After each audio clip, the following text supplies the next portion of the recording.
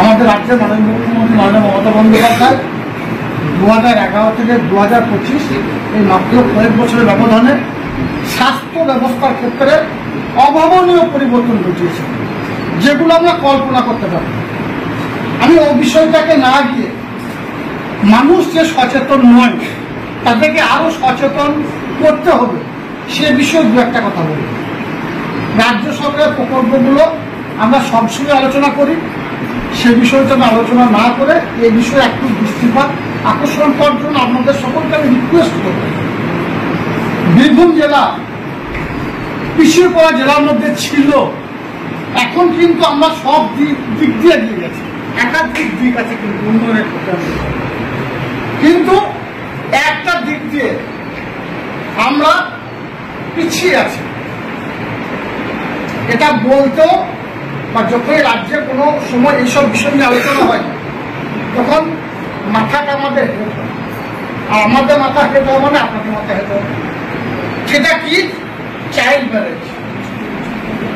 Child marriage আমার পাশের বাড়ি বা আমার গ্রামে আমরা জানতে পারছি, আমাদের এনএম দিদিরা আছে, আশা দিদিমণ্ডল আছে, বা আমরা কেউ জনপ্রতিনিধি আছি, কেউ সোশ্যাল ওয়ার্কার আছি। তো আমি যে গ্রামে যে পাড়ায় যে মিউনিসিপ্যালিটিটা বসবাস করছি আমরা দেখতে পাচ্ছি যে আমার পাশের বাড়ির মেয়েটা বা বাচ্চাটা 18 বছর পূর্ণ হয়নি, তার বাবা বা তার মা বা তার পরিবারের লোকেরা একটা ভালো পাত্র পেয়েছে, বিবাহ বন্ধন আবদ্ধ করে দিয়েছে। জেনেও আমরা না জানা ভান করে থাকি, এটা উচিত নয়। তাদেরকে আমরা সচেতন করব।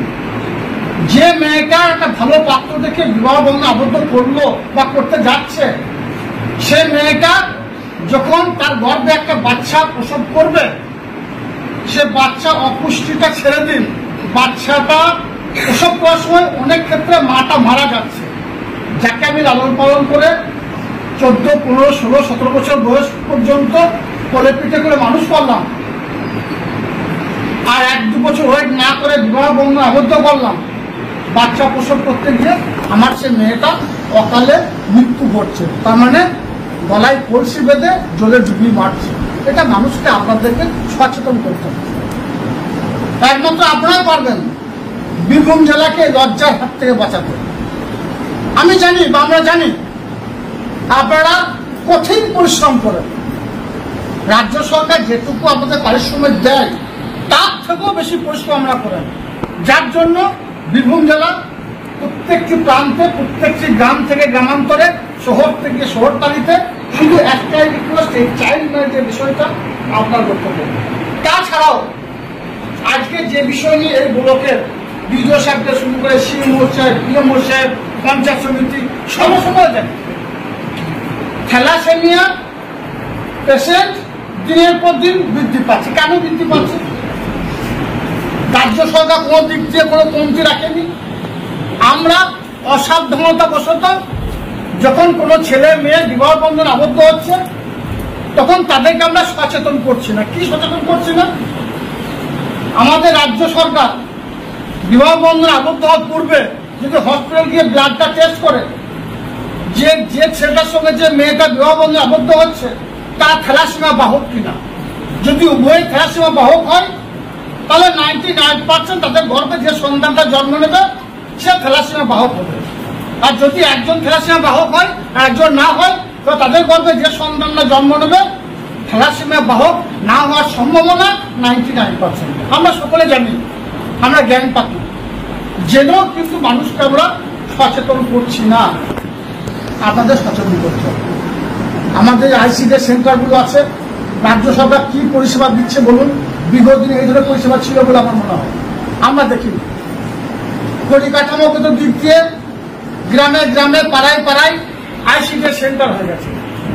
আমার আশা দিদিমণিরা বাড়িতে বাড়িতে গিয়ে কোন মাটা গর্ভবতী হয়েছে, ক মাসে গর্ভবতী হয়েছে, বাচ্চাটা বয়স কত হলো, 1 মাস 2 মাস, তাকে কি ধরনের মেডিসিন দেওয়া প্রয়োজন আছে, তাকে কোন ইনজেকশন দিতে হবে, সবটাই ঠিক করছি।